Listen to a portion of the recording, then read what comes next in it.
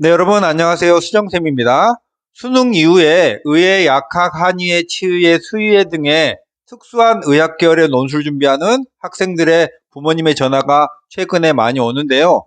이 의학 계열 논술 준비에 관해서 어머님들이 사전에 잘 모르는 부분도 있고 오해도 있고 알아두실 것도 있을 것 같아서 이 부분에 대한 정리 말씀을 드릴까 합니다.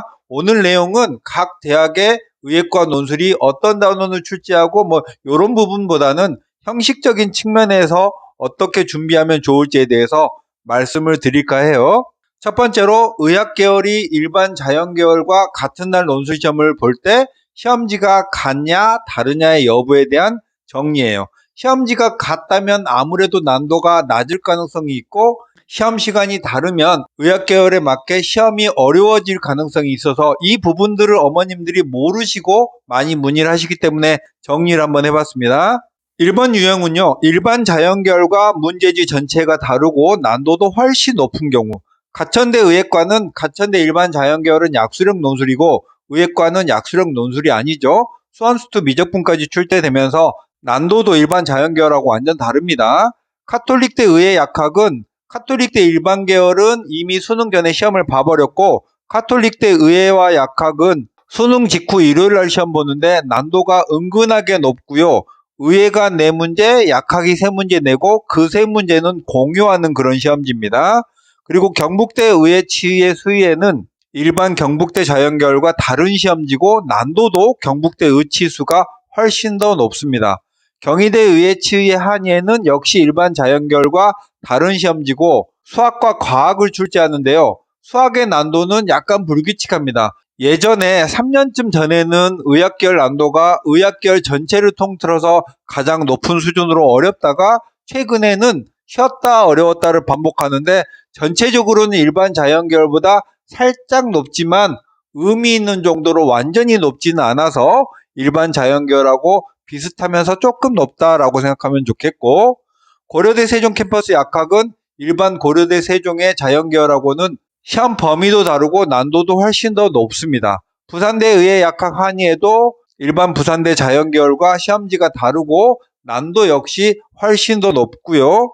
아주대 의예 약학도 마찬가지고 의예랑 약학이 또 다른 날 시험을 봅니다. 그래서 약학은 일반 자연계열과 의예과의 중간 정도의 난도를 가질 걸로 보이고 연대미래 의예과도 일반 연대미래의 자연계열과 다른 시험지이면서 난도는 꽤 높습니다. 두 번째는 문제 전체는 다르지만 난도는 비슷한 대학.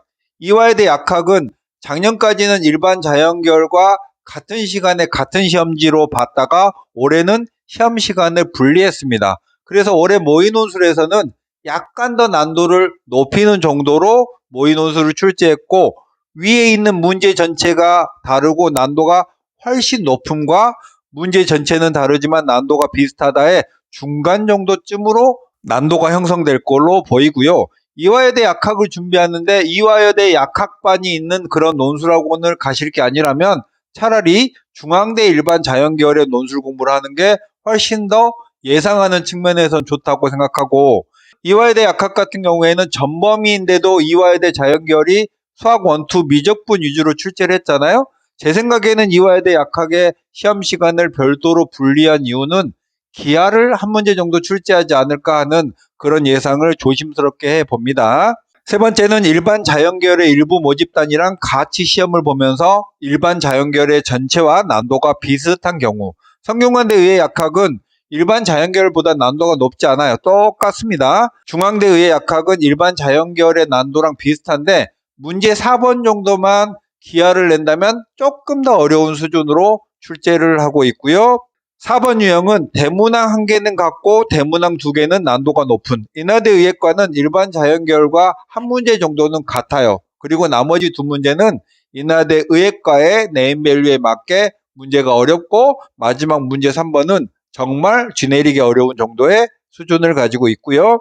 5번 유형은 숙명여대 약학인데 대문항 전체의 제시문과 소문항의 대다수는 같지만 소문항이 각 대문항마다 소문항이 3문제라면 그 중에 2문제 정도는 같고 1문제 정도는 살짝 변형된 요 정도 느낌으로 내는 그런 대학교가 숙명여대고요. 일반 자연계열과 완벽하게 시험 문제 전체가 같은 게 건국대 수의회랑 동국대 약학입니다. 이렇게 작년까지 또는 올해 모의 논술에서의 일반 자연계열과 시험지가 같거나 난도가 더 높으냐 비슷하냐를 정리해봤고요. 두 번째는 우리 대치수학계 바다의 의학계열 반은 어떻게 구성되는지에 대한 안내를 해드릴까 합니다. 방금 위에 드린 설명처럼 일반 자연계열과 문제지가 같냐 다르냐, 난도가 높냐 같냐에 따라서 반이 구성되는데요. 건국대 수의학과는 일반 자연계열하고 문제지 전체가 똑같으니까 일반 자연계열에서 수강하면 됩니다. 숙명여대 약학도 마찬가지인데요. 학원에 문의를 하시면서 숙명여대 약학반 있나요? 이렇게 전화를 주시는 어머님들이 가끔 있어요. 근데 지금 이 시점에서 숙명여대 약학만 하는 그런 특별반을 구성한 학원은 없습니다. 그리고 숙명여대 약학이 일반 자연계열과 문제의 대부분이 똑같기 때문에 일반 자연계열에서 수강을 하면 되겠고요. 경희대는 수학의 비중이 좀 적은 편입니다. 왜냐하면 과학 문제가 껴있기 때문에 수학의 난도가 그렇게 높지 않아서 일반 자연계열에서 11월 15일 날 수강을 하면 되겠고요. 가톨릭대 의예약학은 별도로 반을 구성해야 됩니다. 성균관대 의예랑 약학은 일반 자연계열에서 수강하면 충분하고요. 동국대 약학도 일반 자연계열에서 문제가 똑같기 때문에 수강을 하면 됩니다. 연대미래의예과는 저희 학원에서는 개강을 하지 않고요. 부산대도 학원에서 수업을 다루지 않고요. 고대세종약학과는 작년만 확률과 통계에서 엄청 많이 출제를 했고 고대세종 측에서 약학과의 논술의 난도를 조금 낮추겠다라는 걸로 예측했을 때 미적분 확통 기하에서 고르게 출제하면서 그 이전처럼 난도를 조금 낮출 걸로 예상돼서 중앙대반에서 수강을 하면 충분할 걸로 예상이 되고요. 중앙대의의 약학은 일반 자연계열의 문제와 난도가 거의 대부분 똑같으므로 일반 자연계열에서 수강을 하면 됩니다. 이화여대 약학은 일반 자연계열보다는 조금 더 난도가 높아질 걸로 예상이 돼서 오히려 중앙대반에서 수강을 하면 충분할 걸로 예상이 되고 가천대, 아주대, 인하대의 의예 약학은 일반 자연계열과 다른 별도의 반을 구성할 예정입니다. 그리고 방금 위에 설명드린 내용과 별도로 수학 실력이 최상위권인 학생들은 무조건 별도로 반을 구성할 예정입니다. 예를 들면 수능 수학을 다 맞았거나 하나 틀리거나 이 정도로 수학을 잘하는 학생이라면 합격 가능성이 조금 더 높으므로 별도로 반 구성을 해서 그 학생들의 수업을 할 예정이고요. 성균관대, 중앙대, 경희대의 일반 자연계열의 논술 수업도 수능 성적이 1등급 정도 이상 되어야 합격 가능권이기 때문에 일반 자연계열에서 수강을 해도 되고요.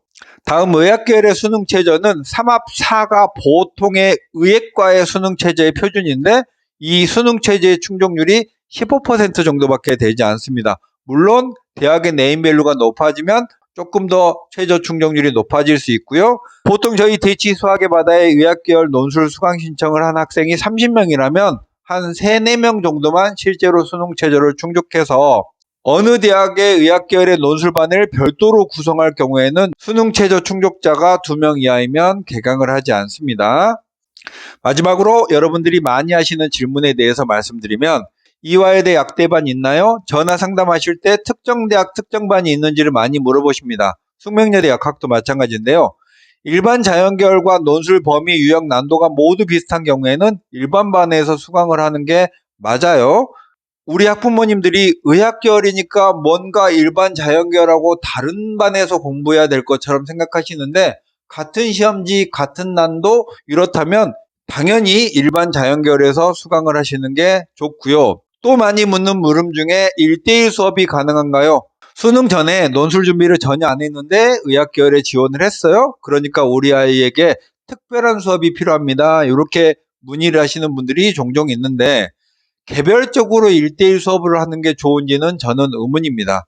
적당히 학생들이 있는 상황에서 함께 경쟁하면서 공부하는 게 더 훨씬 낫다고 생각하고 돈을 많이 들여서 1대1로 수업한다고 그렇게 많이 비용을 부담하는 만큼의 효과는 크지 않다고 봅니다.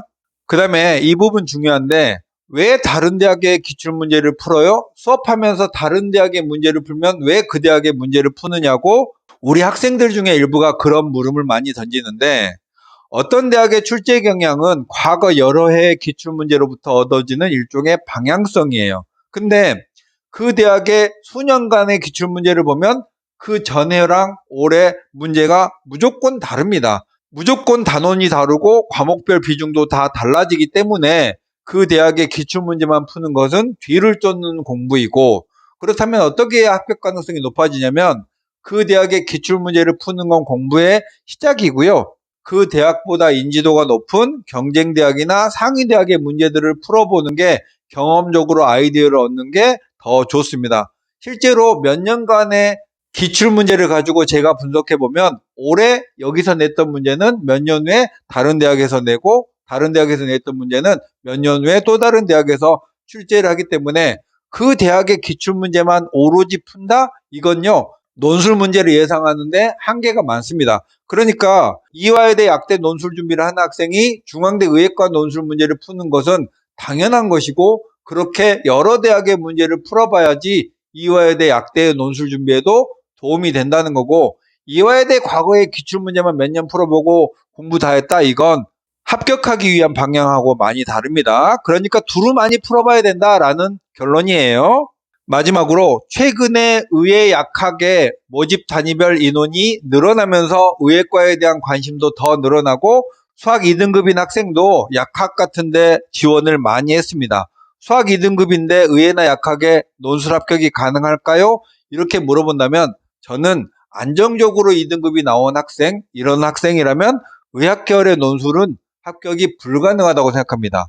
차라리 일반 자연계열의 준비를 하는 것이 합격 확률을 높이는 것이지, 여러분이 논술을 보너스처럼 생각하지 않고 논술로 합격이 절실하다면 당연하게도 합격 확률이 높은 그런 대학이나 모집 단위에 집중을 해야 됩니다. 이제 진짜 마지막 질문인데요. 어느 정도 잘해야 논술 합격하나요? 이게 여러분들이 많이 관심을 갖는 내용일 텐데요. 작년 건대 수의의 논술의 평균 점수를 가지고 왔습니다. 건대 수의에는 3합4로 일반 자연계열에 비해서는 수능 최저도 굉장히 높은데요. 같은 시험지죠? 그래서 비교 분석하기가 좀 용이한데, 수학과는 1000점 만점에 논술 평균이 886점, 화학과는 807점, 미래에너지공학과는 832점, 수의예과는 977점이니까 일반 자연계열보다는 월등히 높은 성취도 수준을 가지고 있습니다. 이런 느낌으로 의예과 합격하려면 일반 자연계열보다는 상당히 더 잘해야겠구나라는 생각이 들 수 있겠고, 경희대 같은 경우에는 의예, 치의예, 한의예, 약학이 모든 모집 단위가 시험지를 같이 공유하죠. 그렇다면 합격점은 의예과가 가장 높고 치의예가 그 다음, 수의예, 한의예, 약학은 비슷하면서 수의예가 더 높고 한의예랑 약학은 비슷한 정도로 합격점이 결정된다라고 예상하시면 되겠습니다. 어쨌든 의학계열에 지원하고 수능 최저를 충족한 우리 수험생들의 합격을 기원합니다. 수정쌤이었습니다. 안녕.